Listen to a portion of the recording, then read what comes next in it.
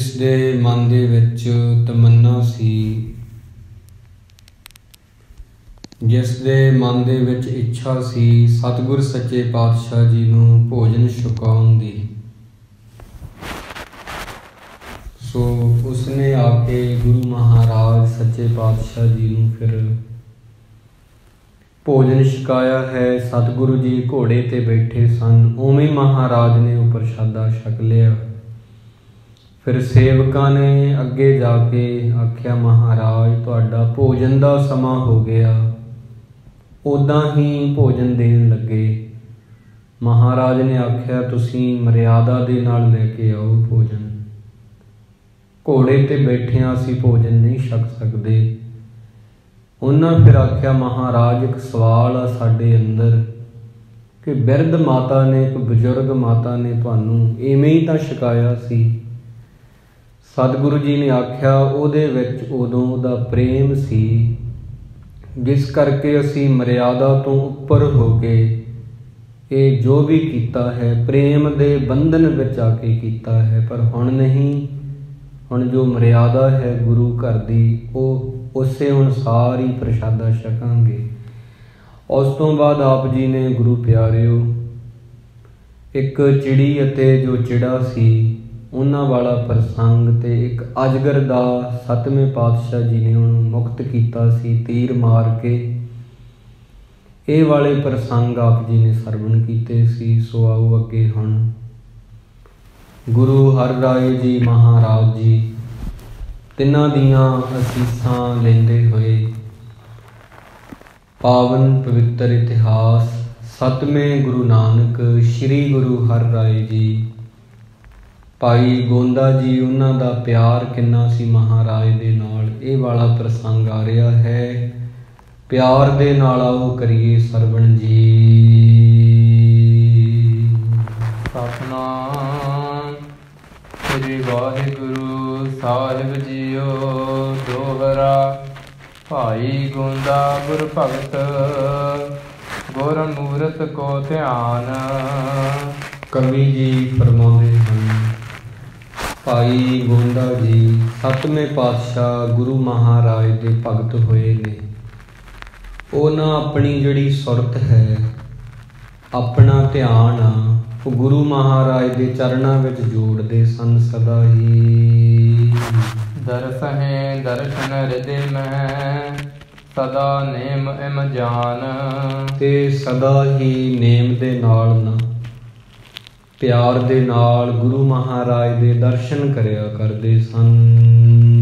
ਜੋ ਬਈ ਸ੍ਰੀ ਸਤਿਗੁਰ ਪੂਰਨ ਹਰਿ ਰਾਏ, ਕਿਤਕ ਸਮੋ ਢਿਗ ਸੇਵਕ ਮਾਏ। ਪੂਰਨ ਸਤਿਗੁਰੂ ਜੀ ਸ੍ਰੀ ਗੁਰੂ ਹਰਿਰਾਏ ਜੀ ਦੇ ਪਾਸ ਰਹਿੰਦੇ, ਸੇਵਾ ਕਰਦੇ, ਸਿਮਰਨ ਕਰਿਆ ਕਰਦੇ ਸਨ। ਭਏ ਪ੍ਰਸੰਨ ਏਕ ਦਿਨ ਹੇਰਾ, ਕਹਿਓ ਬਾਕ ਸ੍ਰੀ ਮੁਖ ਤਿਸ ਬੇਰਾ। ਇੱਕ ਦਿਨ ਗੁਰੂ ਮਹਾਰਾਜ ਨੇ ਬੜੇ ਪ੍ਰਸੰਨ ਹੋ ਕੇ ਵੇਖਿਆ ਹੈ ਤੇ ਉਸ ਸਮੇਂ ਸਤਿਗੁਰੂ ਗੁਰੂ ਗਰੀਬ ਨਿਵਾਸ ਜੀ ਨੇ ਬਚਨ ਕੀਤਾ ਹੈ, ਕਾਬਲ ਕੀਰ ਵਲਾਇਤ ਜੋਏ, ਤਹ ਕੀ ਸੰਗਤ ਸਿੱਖ ਸਭ ਕੋਏ। ਕਹਿਣ ਲੱਗੇ ਵਿਦੇਸ਼ਾਂ ਦੇ ਵਿੱਚ ਨਾ ਕਾਬਲ ਨਾਂ ਦਾ ਇੱਕ ਸ਼ਹਿਰ ਹੈ, ਉੱਥੇ ਜਿਹੜੀ ਸਿੱਖ ਸੰਗਤ ਵਸਦੀ ਹੈ, ਉੱਥੇ ਗੁਰੂ ਘਰ ਦੇ ਪ੍ਰਚਾਰ ਦੀ ਬੜੀ ਲੋੜ ਹੈ। ਸਤਵੇਂ ਪਾਤਸ਼ਾਹ ਗੁਰੂ ਹਰਿਰਾਏ ਜੀ ਮਹਾਰਾਜ ਜੀ, ਉਹਨਾਂ ਨੇ ਇਹ ਗੱਲ ਨੂੰ ਜਦੋਂ ਜਾਣਿਆ ਹੈ ਤੇ ਫਿਰ ਅੱਗੇ ਹੋ ਕੇ ਤਹਾਂ ਰਹੋ ਸਭ ਕੀ ਸੁਧ ਲਿਓ, ਸਿੱਖੀ ਕੋ ਉਪਦੇਸ਼ ਕਰੇ ਹੋ। ਭਾਈ ਗੋਂਦਾ ਜੀ ਨੂੰ ਕੋਲ ਬੁਲਾ ਲਿਆ। ਗੁਰੂ ਮਹਾਰਾਜ ਸੱਚੇ ਪਾਤਸ਼ਾਹ ਜੀ ਕਹਿਣ ਲੱਗੇ ਕਿ ਭਾਈ ਗੋਂਦਾ ਜੀ ਤੁਸੀਂ ਕਾਬਲ ਚਲੇ ਜਾਓ, ਉੱਥੇ ਸਿੱਖੀ ਦਾ ਵਿਸਥਾਰ ਕਰੋ, ਸੰਗਤਾਂ ਨੂੰ ਗੁਰੂ ਦੇ ਨਾਲ ਜੋੜੋ ਜੀ। ਤਹ ਕੀ ਜੋ ਗੁਰਕਾਰ ਅਸ਼ੇਸ਼, ਕਰਵੋ ਸਕੇਲਨ ਸਗਰੇ ਦੇਸ਼। ਉੱਥੋਂ ਦੀ ਜਿਹੜੀ ਵੀ ਕਾਰ ਭੇਟ ਹੋਵੇਗੀ ਨਾ, ਸੰਗਤਾਂ ਆਪਣਾ ਦਸਵੰਧ ਦੇਣਗੀਆਂ, ਉਹ ਸਾਰੇ ਦੇਸ਼ ਦੀ ਇਕੱਠੀ ਕਰਕੇ ਸੰਤ ਅਠਿਤ ਸਿੱਖਿਆਨ ਅਚਵਾਵੋ, ਗੁਰ ਕੀ ਦੇਗ ਵਿਸਾਲ ਚਲਾਵੋ। ਜਿਹੜੇ ਸਾਧੂ ਸੰਤ ਨੇ, ਰੱਬ ਦੇ ਪਿਆਰੇ ਨੇ, ਜਾਂ ਸਿੱਖ ਹਨ, ਗੁਰਸਿੱਖ ਨੇ, ਜਾਂ ਭੁੱਖੇ ਨੇ, ਅਨਾਥ ਨੇ, ਉਹਨਾਂ ਨੂੰ ਭੋਜਨ ਛਕਾਓ। ਉਹ ਪੈਸਿਆਂ ਦਾ ਅਟੁੱਟ ਲੰਗਰ ਵਰਤਾ ਦੇਵੋ ਜੀ। ਸੋ ਮੁਜਰੇ ਸਗਰੀ ਪਰ ਜਾਏ, ਅਪਰ ਦੇਗ ਜੇਤਕ ਸਮੁਦਾਏ। ਇਵੇਂ ਜਦੋਂ ਸਾਰਾ ਕਾਰਜ ਸਫਲ ਹੋ ਜਾਵੇਗਾ, ਲੰਗਰ ਚਲਾ ਕੇ ਵੀ ਜਿਹੜਾ ਧਨ ਬਚ ਜਾਵੇਗਾ। ਸਕਲ ਹਜੂਰ ਪਠਾਵਨ ਕਰੋ, ਸਿੱਖ ਸੰਗਤ ਤੇ ਜੇਤਕ ਧਰੋ। ਉਹ ਫਿਰ ਜਿਹੜੇ ਪੈਸੇ ਹਨ ਨਾ ਬਚੇ ਹੋਏ, ਉਹ ਤੁਸੀਂ ਸਾਨੂੰ ਫਿਰ ਭੇਜ ਦੇਣੇ ਹਨ, ਜਿੰਨਾ ਵੀ ਸਿੱਖ ਸੰਗਤਾਂ ਤੋਂ ਪ੍ਰਾਪਤ ਹੋਵੇਗਾ ਇਹ ਧਨ। ਸੁਨ ਆਗਿਆ ਕੋ ਹੋਏ ਕਰ ਵਿਦਾ, ਭੋਜਨ ਕਰ ਗਮਨਿਓ ਸੋ ਤਦਾ। ਭਾਈ ਗੋਂਦਾ ਜੀ ਨੇ ਗੁਰੂ ਮਹਾਰਾਜ ਦੇ ਬਚਨਾਂ ਨੂੰ ਸੱਤ ਕਰਕੇ ਆਖਿਆ ਹੈ। ਗੁਰੂ ਮਹਾਰਾਜ ਦੀ ਆਗਿਆ ਲਈ ਹੈ ਤੇ ਵਿਦਾ ਹੋ ਗਏ ਨੇ। ਬੰਦਨਾ ਕਰਕੇ ਉਸੇ ਵਕਤ ਹੀ ਕਾਬਲ ਦੇ ਵੱਲ ਰਵਾਨਾ ਹੋਣਾ ਕੀਤਾ ਹੈ। ਜਾਏ ਬਲਾਇਤ ਮੈਂ ਤਬ ਰਹਿਓ, ਸਭ ਸੰਗਤ ਤੇ ਧਨ ਕੋ ਲਹਿਓ। ਫਿਰ ਜਾ ਕੇ ਕਾਬਲ ਦੇ ਵਿੱਚ ਰਹੇ ਨੇ ਤੇ ਸਾਰੀਆਂ ਸੰਗਤਾਂ ਨੂੰ ਬੜੇ ਪ੍ਰੇਮ ਦੇ ਨਾਲ ਮਿਲੇ ਨੇ। ਸੰਗਤਾਂ ਨੇ ਗੁਰੂ ਦਾ ਸਿੱਖ ਜਾਣ ਕੇ ਫਿਰ ਨਾ ਉਹਨਾਂ ਨੂੰ ਭੇਟਾ ਕੀਤੀ ਹੈ, ਦੌਲਤ ਦੀ, ਧਨ ਦੇ ਦਿੱਤਾ ਹੈ। ਸਿੱਖ ਅਸਿਤਨ ਜਿਤਕ ਅਚਾਵਹਿ, ਸੋ ਸਗਰੀ ਗੁਰ ਮੁਜਰੇ ਪਾਵਹਿ। ਭਾਈ ਗੋਂਦਾ ਜੀ ਨੇ ਫਿਰ ਨਾ ਗੁਰੂ ਮਹਾਰਾਜ ਨੇ ਜਿਵੇਂ ਆਖਿਆ ਸੀ ਨਾ ਕਿ ਭਾਈ ਸਾਹਿਬ ਜੀ ਕਾਬਲ ਜਾਓ, ਅਟੁੱਟ ਲੰਗਰ ਵਰਤਾਓ, ਸਿੱਖੀ ਦਾ ਵਿਸਥਾਰ ਕਰੋ ਜੀ। ਉਵੇਂ ਫਿਰ ਭਾਈ ਗੋਂਦਾ ਜੀ ਨੇ ਜੋ ਗੁਰ ਕਹੈ ਸੋਈ ਭਲ ਮਾਨੂ। ਜੋ ਮਹਾਰਾਜ ਨੇ ਹੁਕਮ ਕਹੇ ਸੀ ਉਹ ਮੰਨੇ ਨੇ ਤੇ ਸਿੱਖਾਂ ਤੇ ਅਤਿਥੀਆਂ ਨੂੰ ਭੋਜਨ ਛਕਾਇਆ ਹੈ। ਬਾਕੀ ਜਿਹੜੇ ਪੈਸੇ ਬਚੇ ਨਾ ਫਿਰ ਉਹ ਗੁਰੂ ਮਹਾਰਾਜ ਦੇ ਖਾਤੇ ਵਿੱਚ ਪਾ ਦਿੰਦੇ ਹਨ ਆਪ ਜੀ। ਧਰਮਸਾਲ ਕਾਬਲ ਮਹਿ ਕੀਨਸ, ਤਹ ਕੋ ਸ਼ੁਦਤ ਰਹਿਣ ਨਹਿ ਦੀਨਸ। ਸਭ ਤੋਂ ਪਹਿਲਾਂ ਕਾਬਲ ਦੇ ਵਿੱਚ ਪਹੁੰਚ ਕੇ ਇੱਕ ਧਰਮਸਾਲ ਭਾਈ ਗੋਂਦਾ ਜੀ ਨੇ ਉਹਦਾ ਨਿਰਮਾਣ ਕਰਵਾਇਆ, ਇੱਕ ਧਰਮਸਾਲ ਬਣਵਾਈ ਹੈ। ਫਿਰ ਕਿਸੇ ਨੂੰ ਵੀ ਭੁੱਖਾ ਨਹੀਂ ਸੀ ਰਹਿਣ ਦਿੰਦੇ, ਅਟੁੱਟ ਲੰਗਰ ਵਰਤਿਆ ਹੈ। ਸਤਿਗੁਰ ਪ੍ਰੇਮ ਕਰੇ ਨਿਤ ਮਾਤਾ, ਸਤ ਨਾਮ ਸਿਮਰਤ ਸੁਖ ਦਾਤਾ। ਗੁਰੂ ਮਹਾਰਾਜ ਦੇ ਨਾਲ ਪ੍ਰੇਮ ਕਰਨ ਵਿੱਚ ਸਦਾ ਹੀ ਉਹਨਾਂ ਨੂੰ ਨਾਮ ਦੀ ਮਸਤੀ ਰਹਿੰਦੀ ਸੀ। ਸੁੱਖ ਦੇਣ ਵਾਲੇ ਸਤਿਨਾਮ ਦਾ ਸਿਮਰਨ ਕਰਿਆ ਕਰਦੇ ਸਨ ਆਪ ਜੀ। ਧਿਆਨ ਕਰਾਇਨ ਰਹਿ ਅਧਿਕਾਈ, ਬਹੁ ਚਿਰ ਰਾਖੇ ਬ੍ਰਿਤ ਟਿਕਾਈ। ਜਿਹੜੇ ਭਾਈ ਗੋਂਦਾ ਜੀ ਸਨ ਨਾ ਪਿਆਰਿਓ, ਉਹ ਨਾਮ ਦੀ ਕਮਾਈ ਵਾਲੇ ਸਨ। ਆਪਣਾ ਜਿਹੜਾ ਧਿਆਨ ਆ ਨਾ ਉਹ ਗੁਰੂ ਮਹਾਰਾਜ ਦੇ ਚਰਨਾਂ ਵਿੱਚ ਜੋੜੀ ਰੱਖਦੇ ਸੀ। ਬਹੁਤ ਦੇਰ ਤੱਕ ਉਹਨਾਂ ਨੇ ਇੱਕ ਮਨ ਇੱਕ ਚਿੱਤ ਹੋ ਕੇ ਆਪਣੇ ਆਪ ਨਾਲ ਬੈਠੇ ਰਹਿਣਾ, ਧਿਆਨ ਟਿਕਾਇਆ ਕਰਦੇ ਹਨ। ਜਦੋਂ ਪ੍ਰੇਮ ਭਗਤ ਤਿਸ ਕੀ ਵੱਡ ਜਾਣੀ, ਸ਼੍ਰੀ ਸਤਿਗੁਰ ਕੇ ਮਨ ਮਹਿ ਭਾਣੀ। ਕਵੀ ਜੀ ਕਹਿੰਦੇ ਸਤਵੇਂ ਪਾਤਸ਼ਾਹ ਗੁਰੂ ਹਰਿ ਰਾਏ ਜੀ ਮਹਾਰਾਜ ਜੀ, ਉਹਨਾਂ ਨੇ ਨਾ ਫਿਰ ਭਾਈ ਗੋਂਦਾ ਜੀ ਦੀ ਸ਼ਰਧਾ ਜਾਣ ਲਈ ਆ। ਭਾਵਨਾ ਜਿਹੜੀ ਹੁੰਦੀ ਹੈ ਕਿਸੇ ਵੀ ਸਿੱਖ ਦੀ, ਉਹਨੂੰ ਵੇਖ ਕੇ ਹੀ ਗੁਰੂ ਮਹਾਰਾਜ ਕਿਰਪਾ ਕਰਦੇ ਹੁੰਦੇ ਨੇ। ਤੇ ਭਾਈ ਗੋਂਦਾ ਜੀ ਦੀ ਭਾਵਨਾ ਜਿਹੜੀ ਸੀ, ਸ਼ਰਧਾ ਬਹੁਤ ਸੀ ਉਹਨਾਂ ਦੇ ਵਿੱਚ। ਗੁਰੂ ਮਹਾਰਾਜ ਨੂੰ ਉਹਨਾਂ ਦੀ ਸ਼ਰਧਾ ਜਦੋਂ ਭਾ ਗਈ ਹੈ।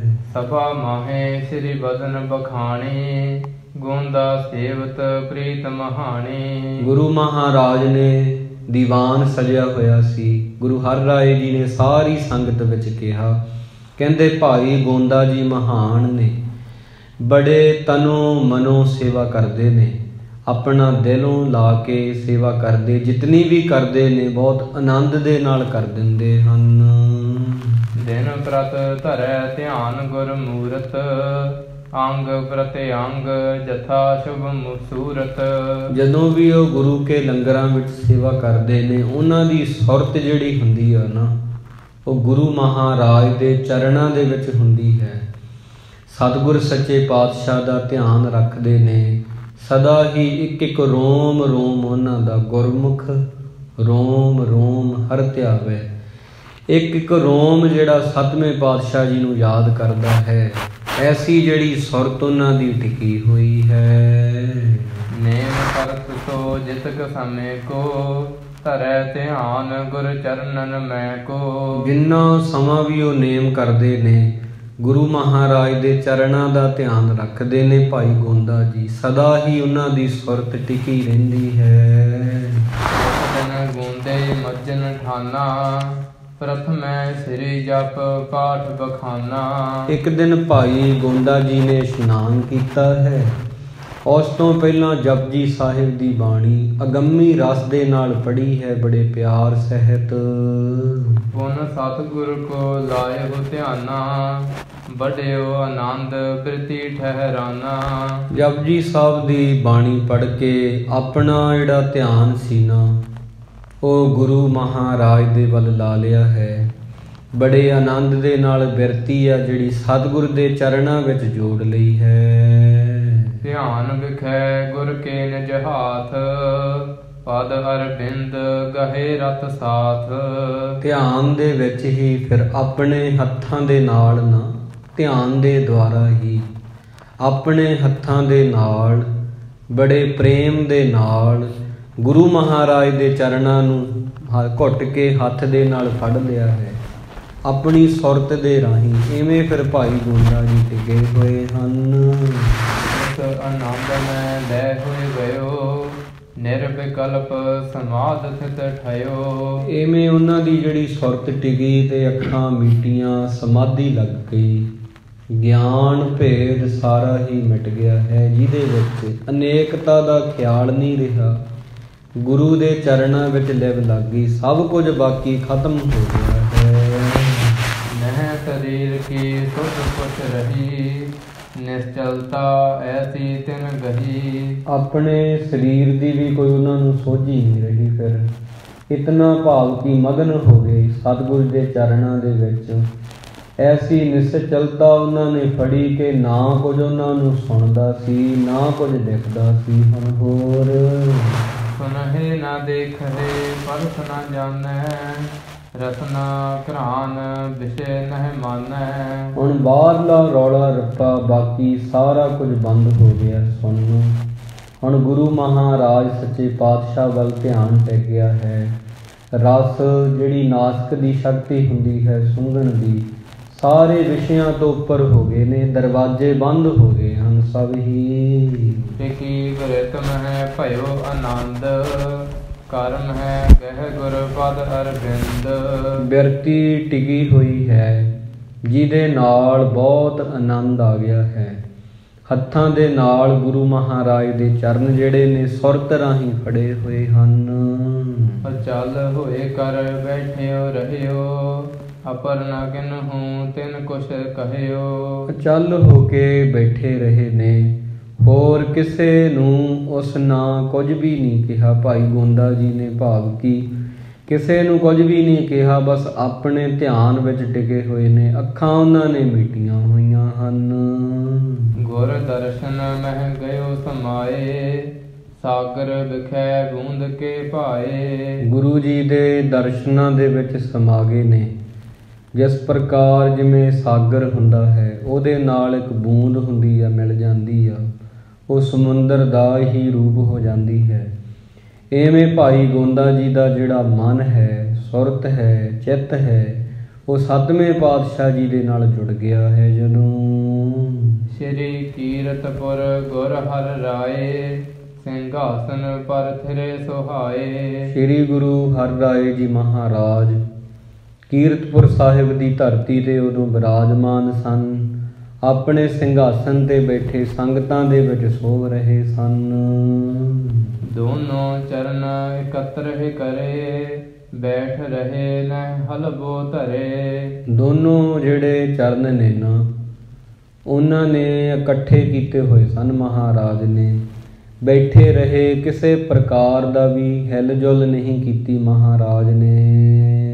ਭਈ ਭੋਰ ਤੇ ਨਿਸ਼ਚਲ ਭਏ, ਜਬ ਦੋਏ ਜਾਮ ਬੀਤ ਦਿਨ ਗਏ। ਸਵੇਰ ਤੋਂ ਹੀ ਗੁਰੂ ਹਰਿ ਰਾਏ ਜੀ ਮਹਾਰਾਜ ਉਵੇਂ ਹੀ ਬੈਠੇ ਰਹੇ, ਜਦੋਂ ਦਿਨ ਦੇ 2 ਪਹਿਰ ਬੀਤ ਗਏ ਹਨ। ਗੋਹਜ ਬਾਤ ਨਹਿ ਕਿਨਹੂ ਜਾਣੇ, ਤੇਰੇ ਸਮੀਪ ਮੌਨਤਾ ਠਾਨੀ। ਜਿਹੜੀ ਇਹ ਗੁਪਤ ਗੱਲ ਸੀ ਨਾ, ਉਹ ਕਿਸੇ ਨੇ ਵੀ ਨਹੀਂ ਜਾਣੀ ਕਿ ਮਹਾਰਾਜ ਐਵੇਂ ਕਿਉਂ ਬੈਠੇ ਹੋਏ ਨੇ। ਚੁੱਪ ਧਾਰ ਕੇ ਬਸ ਕੋਲ ਬੈਠੀਆਂ ਹਨ ਸੰਗਤਾਂ। ਤਿਆਰ ਆਹਾਰ ਅਨੇਕ ਪ੍ਰਕਾਰੇ, ਆਨ ਰਸੋਈਆ ਖਰੋ ਅਗਾਰੇ। ਅਨੇਕਾਂ ਪ੍ਰਕਾਰ ਦੇ ਜਿਹੜੇ ਭੋਜਨ ਨੇ ਤਿਆਰ ਹੋ ਗਏ ਨੇ। ਰਸੋਈਆ ਚੱਲ ਕੇ ਆਇਆ ਮਹਾਰਾਜ ਕੋਲੇ, ਸਤਿਗੁਰੂ ਜੀ ਦੇ ਅੱਗੇ ਖੜਾ ਹੋ ਗਿਆ ਹੱਥ ਜੋੜ ਕੇ। ਹਾਥ ਜੋੜ ਅਰਦਾਸ ਬਖਾਨੇ, ਗੁਰ ਮਹਾਰਾਜ ਨਾ ਬੋਲੇ ਬਾਣੀ। ਹੱਥ ਜੋੜ ਕੇ ਰਸੋਈਏ ਨੇ ਫਿਰ ਬੇਨਤੀ ਕੀਤੀ, ਮਹਾਰਾਜ ਪ੍ਰਸ਼ਾਦਾ ਛਕ ਲਵੋ। ਪਰ ਗੁਰੂ ਮਹਾਰਾਜ ਜੀ ਕੁਝ ਵੀ ਨਹੀਂ ਬੋਲੇ ਹਨ ਮੁਖ ਤੋਂ। ਸਿੱਖ ਸੁਭਾਏ ਕੋ ਬਿਸਮੈ ਹੋਏ, ਸਤਿਗੁਰ ਕਿਸ ਕੀ ਦਿਸ਼ ਨਹਿ ਜੋਏ। ਉਹ ਗੁਰੂ ਮਹਾਰਾਜ ਦੇ ਅਜਿਹੇ ਸੁਭਾਅ ਨੂੰ ਦੇਖ ਕੇ ਨਾ ਬੜਾ ਹੈਰਾਨ ਹੋ ਗਿਆ ਕਿ ਪਹਿਲਾਂ ਕਦੇ ਵੀ ਅਜਿਹਾ ਨਹੀਂ ਹੋਇਆ। ਅੱਜ ਗੁਰੂ ਮਹਾਰਾਜ ਕਿਸੇ ਪਾਸੇ ਵੀ ਨਹੀਂ ਵੇਖ ਰਹੇ ਹਨ। ਲੀਲਾ ਮਹਾ ਪ੍ਰੇਮ ਕੀ ਸੁਆਮੀ, ਕੌਣ ਲਖੈ ਬਿਨ ਅੰਤਰ ਜਾਮੇ। ਇਹ ਗੁਰੂ ਮਹਾਰਾਜ ਦੇ ਪ੍ਰੇਮ ਦੀ ਲੀਲਾ ਹੈ।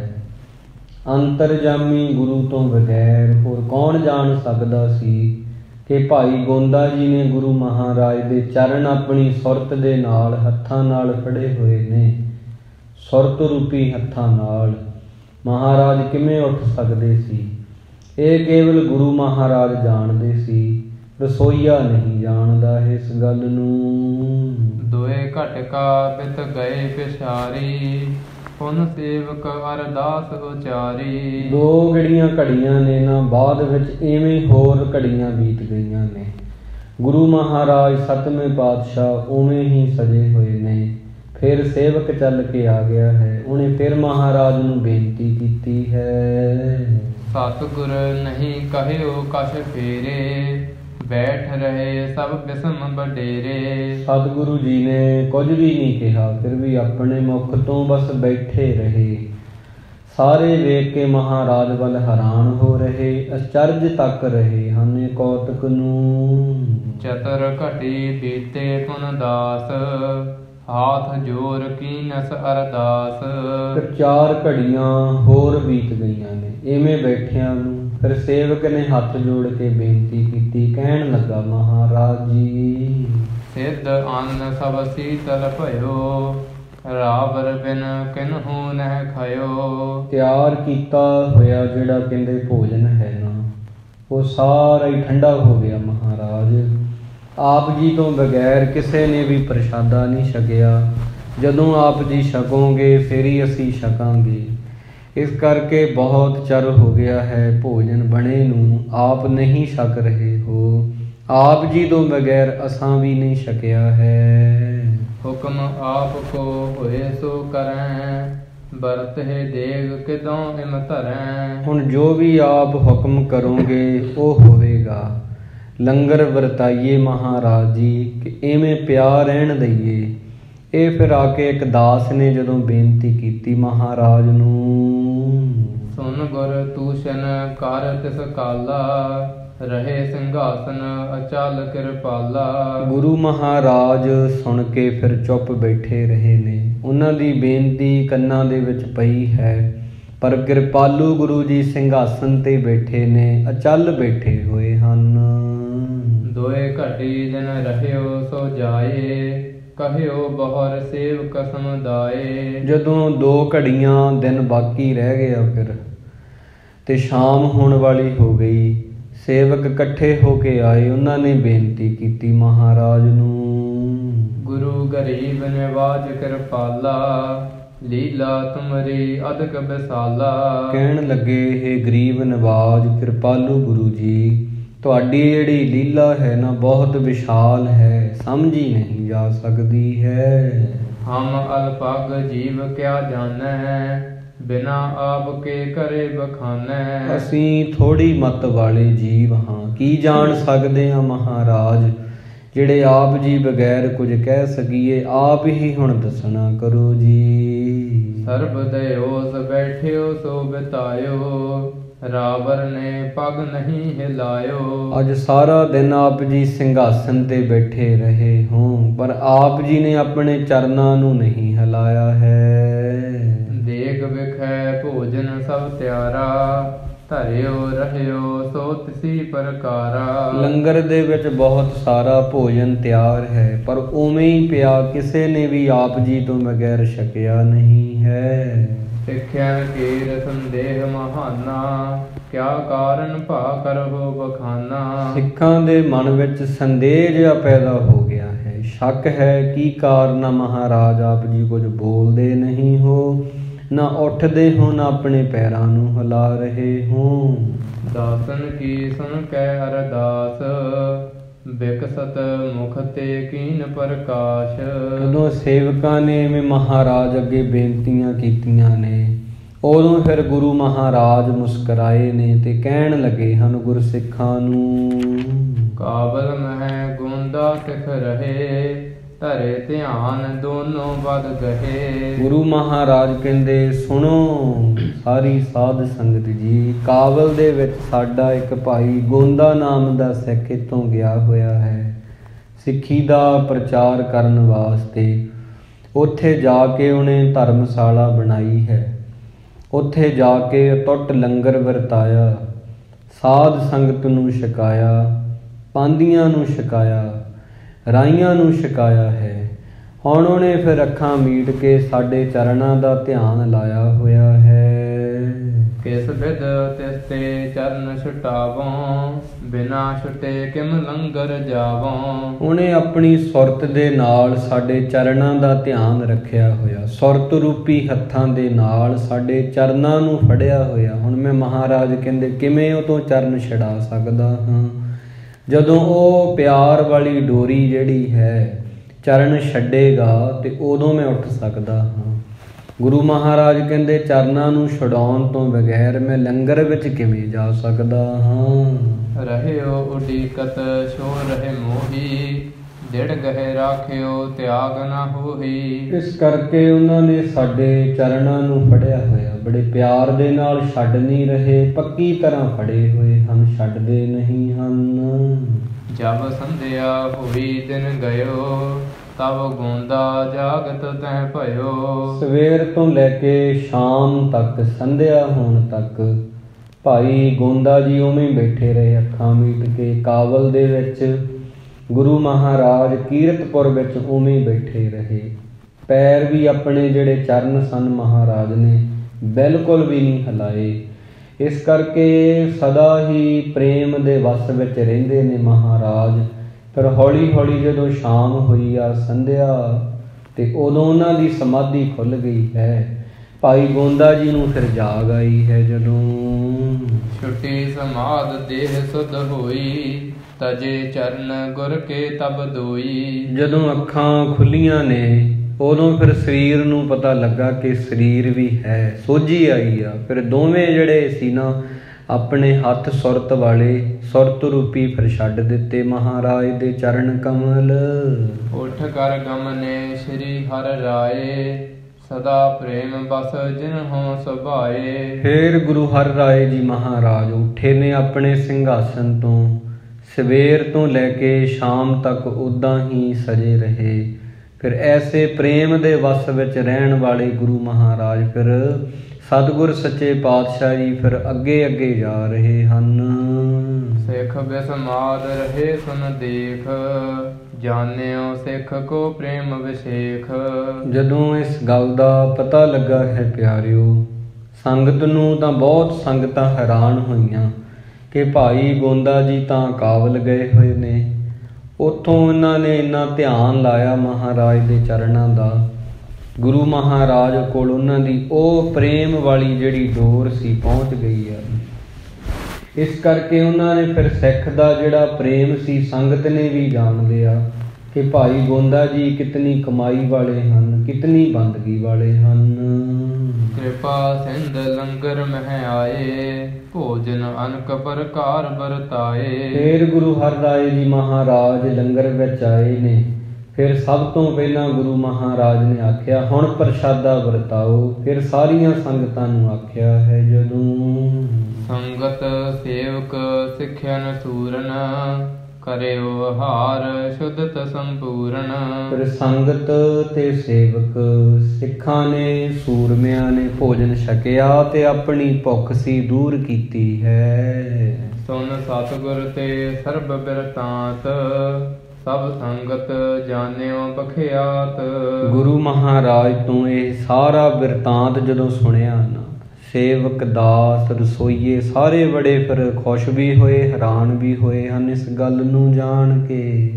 ਨਿਰਣੈ ਕਰੈ ਜੇ ਗੂੰਦਾ ਆਵੈ, ਮਿਲ ਬੂਝੈ ਸੋ ਸਗਲ ਬਤਾਵੈ। ਕੁਝ ਸੰਗਤਾਂ ਦੇ ਮਨ ਵਿੱਚ ਇਹ ਆਇਆ ਕਿ ਭਾਈ ਗੋਂਦਾ ਜੀ ਜਦੋਂ ਆਉਣਗੇ ਨਾ ਕਾਬਲ ਤੋਂ ਵਾਪਸ, ਫਿਰ ਆਪਾਂ ਉਹਨਾਂ ਤੋਂ ਪੁੱਛਾਂਗੇ ਗੱਲ ਕਿ ਤੁਸੀਂ ਇਹ ਐਵੇਂ ਹੀ ਹੋਇਆ ਸੀ। ਇਸ ਗੱਲ ਦਾ ਨਿਰਣਾ ਕਰਾਂਗੇ, ਕਦੋਂ ਆਵੇ ਤੇ ਕਦੋਂ ਪੁੱਛੀਏ, ਕਦੋਂ ਆਉਣਗੇ ਕਾਬਲ ਤੋਂ, ਕਦੋਂ ਉਹਨਾਂ ਨੂੰ ਪੁੱਛਿਆ ਜਾਵੇਗਾ ਸਾਰਾ ਹਾਲ। ਕੇਤਕ ਦਿਓਸ ਬਹੁਰ ਬਿਤ ਗਏ, ਗੋਂਦਾ ਪੜ ਸੰਗਤ ਸੰਗ ਲਏ। ਐਵੇਂ ਭਾਈ ਗੋਂਦਾ ਜੀ ਜਿਹੜੇ ਸਨ ਕਈ ਦਿਨ ਫਿਰ ਬੀਤ ਗਏ ਨੇ ਐਵੇਂ। ਫਿਰ ਹੌਲੀ ਹੌਲੀ ਸੰਗਤਾਂ ਨੂੰ ਵੀ ਨਾਲ ਲੈ ਕੇ ਆਏ ਨੇ। ਜੋ ਪੈਸੇ ਇਕੱਠੇ ਹੋਏ ਸੀ ਲੰਗਰ ਚਲਾ ਕੇ, ਜਿਹੜੇ ਵਧੇ ਹੋਏ ਪੈਸੇ ਸੀ ਉਹ ਵੀ ਲੈ ਕੇ ਆਏ ਹਨ ਨਾਲ। ਜਿਤੇ ਬਿਲਾਇਤ ਕੇ ਸਿੱਖ ਬ੍ਰਿੰਦ, ਲੈ ਕਰ ਆਪਣੇ ਸੰਗ ਬਿਲੰਦ। ਜਿੰਨੇ ਵਿਦੇਸ਼ ਤੋਂ ਸਿੱਖ ਸਮੂਹ ਆਏ ਸੀ ਨਾ, ਉਹਨਾਂ ਸਭ ਨੂੰ ਆਪਣੇ ਨਾਲ ਲੈ ਲਿਆ ਹੈ। ਗੁਰੂ ਮਹਾਰਾਜ ਸੱਚੇ ਪਾਤਸ਼ਾਹ ਜੀ ਦੇ ਕਾਬਲ ਵਾਲੀ ਸੰਗਤ ਨੇ ਆ ਕੇ ਦਰਸ਼ਨ ਕੀਤੇ ਹਨ। ਚਲ ਕਾਬਲ ਤੇ ਦਰਸ਼ਨ ਕਾਰਨ, ਆਵਤ ਕਰਤੇ ਸ਼ਬਦ ਉਚਾਰਨ। ਰਸਤੇ ਵਿੱਚ ਆਉਂਦਿਆਂ ਨੇ ਵੀ ਸ਼ਬਦ ਪੜ੍ਹਦੇ ਆਏ ਨੇ। ਗੁਰਬਾਣੀ ਦੇ ਸ਼ਬਦਾਂ ਨੂੰ ਭਾਈ ਗੋਂਦਾ ਜੀ ਨੇ ਗਾਇਆ ਹੈ। ਪਿੱਛੇ ਪਿੱਛੇ ਕਾਬਲ ਵਾਲੀ ਸੰਗਤ ਨੇ ਸ਼ਬਦ ਗਾਏ ਨੇ, ਵਾਹਿਗੁਰੂ ਦਾ ਜਾਪ ਕੀਤਾ ਹੈ। ਪ੍ਰੇਮ ਭਰੇ ਬਹੁ ਆਏ ਪਹੁੰਚੇ, ਸਤਿਗੁਰ ਪ੍ਰੇਮ ਜਿਨਹੁ ਮਨ ਰੁਚੇ। ਬਹੁਤ ਹੀ ਪ੍ਰੇਮ ਦੇ ਭਰੇ ਹੋਏ ਨੇ ਜਿਹੜੇ ਦਿਲ ਸਿੱਖਾਂ ਦੇ ਆ ਕੇ ਪਹੁੰਚੇ ਨੇ ਕੀਰਤਪੁਰ ਸਾਹਿਬ। ਗੁਰੂ ਮਹਾਰਾਜ ਨਾਲ ਜਿਨ੍ਹਾਂ ਦਾ ਅਥਾਹ ਪਿਆਰ ਹੈ ਉਹ ਸੰਗਤਾਂ ਆਈਆਂ ਹਨ। ਕੀਰਤਪੁਰ ਮਹਿ ਆਨ ਪਰਵੇਸ਼ੇ, ਸੰਗਤ ਬ੍ਰਿੰਦ ਅਕੋਰ ਵਿਸ਼ੇਸ਼ੇ। ਵੱਡੀ ਗਿਣਤੀ ਵਿੱਚ ਸੰਗਤ ਪੁੱਜੀ ਆ, ਨਾਲ ਉਪਹਾਰ ਤੋਹਫੇ ਲੈ ਕੇ ਆਏ ਨੇ ਮਹਾਰਾਜ ਦੇ ਦਰਸ਼ਨ ਕਰਨ ਲਈ। ਸ੍ਰੀ ਸਤਿਗੁਰ ਥਿਤ ਸਭਾ ਮਝਾਰੇ, ਦਰਸ਼ਨ ਕਰਿਓ ਆਨ ਸਿੱਖ ਸਾਰੇ। ਸਤਿਗੁਰੂ ਜੀ ਉਸ ਸਮੇਂ ਸੋਹਣਾ ਦੀਵਾਨ ਸਜਾਇਆ ਹੋਇਆ ਹੈ। ਸਾਰਿਆਂ ਨੇ ਫਿਰ ਆ ਕੇ ਕਾਬਲ ਵਾਲੀ ਸੰਗਤ ਨੇ ਸਿੱਖਾਂ ਨੇ ਦਰਸ਼ਨ ਕੀਤੇ ਮਹਾਰਾਜ ਜੀ ਦੇ। ਧੁਰਤ ਚਮਰ ਦੋਇ ਦਿਸ਼ ਬਹੁ ਤੇਤ, ਉਡਹੇ ਮਰਾਲ ਤਥਾ ਸ਼ਬਦੇਤ। ਸਫੈਦ ਰੰਗ ਦਾ ਚੌਰ ਸਾਹਿਬ ਜਿਹੜਾ ਹੈ ਉਹ ਦੋਵੇਂ ਪਾਸੇ ਮਹਾਰਾਜ ਦੇ ਸੇਵਕ ਖੜੇ ਨੇ। ਜਿਵੇਂ ਕਿ ਹੰਸ ਦਾ ਰੰਗ ਹੁੰਦਾ ਹੈ, ਇੱਦਾਂ ਦੇ ਚੌਰ ਸਾਹਿਬ ਨੇ। ਜਿਵੇਂ ਹੰਸ ਉਡਾਰੀਆਂ ਮਾਰਦੇ ਨੇ, ਇੱਦਾਂ ਚੌਰ ਸਾਹਿਬ ਸੋਹਣਾ ਲੱਗ ਰਿਹਾ ਹੈ। ਗਾਏ ਰਬਾਬੀ ਰਾਗ ਅਨੇਕ, ਸੁੰਦਰ ਸ਼ਬਦ ਵਿਸਾਲ ਵਿਵੇਕ। ਗੁਰੂ ਮਹਾਰਾਜ ਦੇ ਦਰਬਾਰ ਵਿੱਚ ਜਿਹੜੇ ਰਬਾਬੀ ਨੇ ਉਹ ਸ਼ਬਦ ਗਾ ਰਹੇ ਨੇ, ਮਨੋਹਰ ਕੀਰਤਨ ਗਾ ਰਹੇ ਰਾਗਾਂ ਦੇ ਅੰਦਰ। ਜੋਦਾ ਬ੍ਰਿੰਦ ਸਭਾ ਸਭ ਭਰੀ, ਸ਼ਰੀਦਾਰ ਕੰਚਨ ਕੀ ਜਰੀ। ਬਹੁਤ ਸਾਰੇ ਜਿਹੜੇ ਯੋਧੇ ਸਨ ਨਾ ਉਹ ਬੈਠੇ ਨੇ ਮਹਾਰਾਜ ਦੇ ਲਾਗੇ ਲਾਗੇ। ਸਭਾ ਭਰੀ ਹੋਈ ਸੀ। ਚੋਬਦਾਰ ਸੋਨੇ ਦੀ ਡੰਡੀ ਵਾਲਾ ਜਿਹੜਾ ਹੈ ਤੇ ਚੌਰ ਸਾਹਿਬ ਕਰ ਰਿਹਾ ਹੈ ਮਹਾਰਾਜ ਦੇ ਉੱਪਰ। ਇੱਕ ਮਹਾਰਾਜ ਸੱਚੇ ਪਾਤਸ਼ਾਹ ਜੀ ਦੇ ਸਾਹਮਣੇ ਉਹਨਾਂ ਦਾ ਸੇਵਕ ਜਿਹੜਾ ਹੈ ਸੋਨੇ ਦੀ ਮੁੱਠੀ ਵਾਲੀ ਸੋਟੀ ਫੜੀ ਹੋਈ ਆ, ਉਹ ਪਹਿਰੇਦਾਰ ਬਣ ਕੇ ਖੜਾ ਹੋਇਆ ਹੈ। ਕਰਤ ਮੇਵਰੇ ਸਿੱਖ ਅਰਦਾਸ, ਪੁਰਹਿ ਕਾਮਨਾ ਸਤਿਗੁਰ ਪਾਸ। ਇੱਕ ਪਾਸੇ ਮਹਾਰਾਜ ਦਾ ਅਰਦਾਸੀਆ ਖੜਾ, ਜਿਹੜੀਆਂ ਵੀ ਸੰਗਤਾਂ ਭੇਟਾਵਾਂ ਲੈ ਕੇ ਆਉਂਦੀਆਂ ਨੇ ਉਹਦੀਆਂ ਅਰਦਾਸਾਂ ਕਰਦਾ, ਬੇਨਤੀਆਂ ਕਰਦਾ ਹੈ। ਕਾਬਲ ਕੀ ਸੰਗਤ ਤਿਸ ਕਾਲ, ਦਰਸਤ ਭੇ ਧਰ ਭੇਟ ਵਿਸਾਲ। ਕਾਬਲ ਦੀ ਜਿਹੜੀ ਸੰਗਤ ਆ ਉਹ ਵੀ ਬਹੁਤ ਭੇਟਾਵਾਂ ਲੈ ਕੇ ਆਈ ਆ, ਮਹਾਰਾਜ ਦੇ ਅੱਗੇ ਰੱਖ ਕੇ ਦਰਸ਼ਨ ਕਰ ਰਹੀ ਸੀ। ਗੋਂਦਾ ਮੁਖੇ ਜਿਨਹੁ ਕੇ ਮਾਹੇ, ਆਏ ਮਿਲੇ ਬੈਠੇ ਪੁਨ ਪਾਹੇ। ਭਾਈ ਗੋਂਦਾ ਜੀ ਉਹਨਾਂ ਦੇ ਮੁਖੀ ਨੇ, ਉਹ ਫਿਰ ਆ ਕੇ ਗੁਰੂ ਮਹਾਰਾਜ ਨੂੰ ਮਿਲੇ ਨੇ, ਕਿਉਂਕਿ ਕਾਬਲ ਵਿੱਚ ਗਏ ਸੀ। ਇਹਨਾਂ ਨੇ ਧਰਮਸਾਲ ਬਣਾਈ, ਗੁਰੂ ਕਾ ਲੰਗਰ ਵਰਤਾਇਆ, ਸੰਗਤਾਂ ਨੇ ਪੈਸੇ ਦਿੱਤੇ, ਜੋ ਬਚੇ ਉਹ ਨਾਲ ਲੈ ਕੇ ਆਏ ਨੇ। ਗੁਰੂ ਮਹਾਰਾਜ ਨੂੰ ਮਿਲੇ, ਕਾਬਲ ਤੋਂ ਆ ਕੇ ਪਾਸ ਬੈਠਣਾ ਕੀਤਾ ਹੈ। ਖੁਸ਼ੀ ਕਿਰਪਾਲ ਸਰਬ ਪਰ ਕਰੀ, ਫਿਰਦੇ ਕਾਮਨਾ ਜਸ ਜਸ ਪੁਰੀ। ਕਾਬਲ ਤੋਂ ਆਈ ਹੋਈ ਸੰਗਤ ਤੇ ਮਹਾਰਾਜ ਨੇ ਬਹੁਤ ਕਿਰਪਾ ਕੀਤੀ, ਸਭ ਦਾ ਹਾਲ ਚਾਲ ਪੁੱਛਿਆ, ਸਭ ਦੀਆਂ ਕਾਮਨਾਵਾਂ ਪੂਰੀਆਂ ਕਰ ਦਿੱਤੀਆਂ ਹਨ। ਤਬ ਸਿੱਖਿਅਨ ਸੋ ਬਾਤ ਚਲਾਈ, ਕਿਮ ਸਮਾਧ ਗੋਂਦੇ ਸੋ ਲਗਾਈ। ਹੁਣ ਕੁਝ ਸਿੱਖਾਂ ਦੇ ਮਨ ਵਿੱਚ ਇਹ ਸਵਾਲ ਸੀ ਕਿ ਭਾਈ ਗੋਂਦਾ ਜੀ ਕਾਬਲ ਨੇ, ਗੁਰੂ ਮਹਾਰਾਜ ਕੀਰਤਪੁਰ ਸਾਹਿਬ ਨੇ, ਉਹ ਸੁਰਤ ਵਾਲੀ ਗੱਲ, ਉਹ ਸਮਾਧੀ ਵਾਲੀ ਗੱਲ ਕਿਵੇਂ ਕਿਵੇਂ ਹੋਈ ਸੀ, ਉਹ ਪੁੱਛਣੀ ਚਾਹੁੰਦੇ ਨੇ। ਕੁਝ ਸਿੱਖਾਂ ਨੇ ਫਿਰ ਉਹ ਗੱਲ ਚਲਾਈ ਆ ਕਿ ਕਿਵੇਂ ਭਾਈ ਗੋਂਦਾ ਜੀ ਨੇ ਸਮਾਧੀ ਲਾਈ ਸੀ ਜਦੋਂ, ਉਹ ਵੀ ਹੁਣ ਦੱਸਣਾ ਕਰੋ ਜੀ ਸਾਨੂੰ।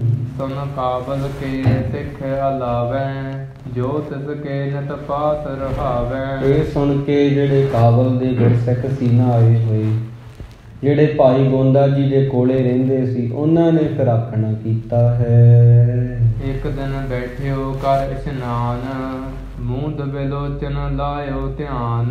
ਇੱਕ ਦਿਨ ਭਾਈ ਗੋਂਦਾ ਜੀ ਇਸ਼ਨਾਨ ਕਰਕੇ ਬੈਠ ਗਏ ਨੇ। ਕਹਿੰਦੇ ਜਦੋਂ ਅਸੀਂ ਇਹਨਾਂ ਨੂੰ ਦੇਖਿਆ, ਇਹ ਸਵੇਰ ਵੇਲੇ ਜਾਗੇ, ਇਸ਼ਨਾਨ ਕੀਤਾ ਹੈ, ਜਪਜੀ ਸਾਹਿਬ ਦੀ ਬਾਣੀ ਪਿਆਰ ਦੇ ਨਾਲ ਪੜ੍ਹੀ ਹੈ, ਅੱਖਾਂ ਬੰਦ ਕਰਕੇ ਇਹਨਾਂ ਨੇ ਫਿਰ ਧਿਆਨ ਲਾਇਆ ਹੈ। ਜਦੋਂ ਸਭ ਦਿਨ ਬੀਤ ਗਇਓ ਥਿਤ ਬੈਸਾ, ਨਹਿ ਸੁਧ ਤਨ ਕੀ ਲਾਗ ਗਿਰ ਜੈਸਾ। ਸਾਰਾ ਦਿਨ ਹੀ ਇਹਨਾਂ ਦਾ ਇਵੇਂ ਬੈਠਿਆਂ ਦਾ ਹੀ ਬੀਤ ਗਿਆ, ਸਰੀਰ ਦੀ ਉਸ ਦਿਨ ਇਹਨਾਂ ਨੂੰ ਸੋਝੀ ਨਾ ਰਹੀ। ਇਸ ਤਰ੍ਹਾਂ ਅਚਲ ਬੈਠੇ ਰਹੇ ਜਿਵੇਂ ਕੋਈ ਪਰਬਤ ਹੁੰਦਾ ਹੈ। ਪਰਬਤ ਜਿਵੇਂ ਹਵਾ ਵਗਣ ਦੇ ਨਾਲ ਨਹੀਂ ਹਿੱਲਦਾ, ਪਹਾੜ ਜਿਹੜੇ ਹੁੰਦੇ ਨੇ, ਪਹਾੜ ਬਣ ਕੇ ਇੱਕ ਪੱਥਰ ਵਾਂਗ ਬੈਠੇ ਰਹੇ ਹਨ। ਨਹੀਂ ਕਹਿਓ ਕਿਸ ਨੇ ਇਹ ਭਾਂਤੀ, ਬਿਨ ਆਹਾਰ ਇੰਦਰੈ ਮਨ ਸ਼ਾਂਤੀ। ਕਿਸੇ ਨੂੰ ਵੀ ਕੁਝ ਨਹੀਂ ਕਿਹਾ ਇਹਨਾਂ ਨੇ ਉਸ ਦਿਨ, ਭੋਜਨ ਤੋਂ ਬਗੈਰ ਹੀ ਰਹੇ ਨੇ। ਇਵੇਂ ਇਹਨਾਂ ਦਾ ਸਰੀਰ ਜਿਹੜਾ ਸੀ ਸੁੱਧ ਬੁੱਧ ਨਹੀਂ ਰਹੀ, ਪੱਥਰ ਦੇ ਵਾਂਗ ਬੈਠੇ ਰਹੇ ਹਨ। ਸੂਰਜ ਅਸਤ ਭਇਓ ਤਿਸ ਕਾਲ, ਤਬ ਹੋਇਓ ਤਨ ਸੁਧ ਕੇ ਨਾਲ। ਸਵੇਰ ਤੋਂ ਲੈ ਕੇ ਫਿਰ ਸ਼ਾਮ ਹੋਈ, ਸੂਰਜ ਜਦੋਂ ਡੁੱਬਿਆ ਨਾ, ਕਹਿੰਦੇ ਉਦੋਂ ਇਹ ਭਾਈ ਗੋਂਦਾ ਜੀ ਨੂੰ ਕੁਝ ਪਤਾ ਲੱਗਾ, ਸੋਝੀ ਆਈ ਸਰੀਰ ਦੀ। ਹਿਮ ਹੋਈ ਇੱਕ ਦਿਨ ਧਰਮਸਾਲ, ਚਾਰਹੁ ਜਾਮ ਸਮਾਧ ਵਿਸਾਲ।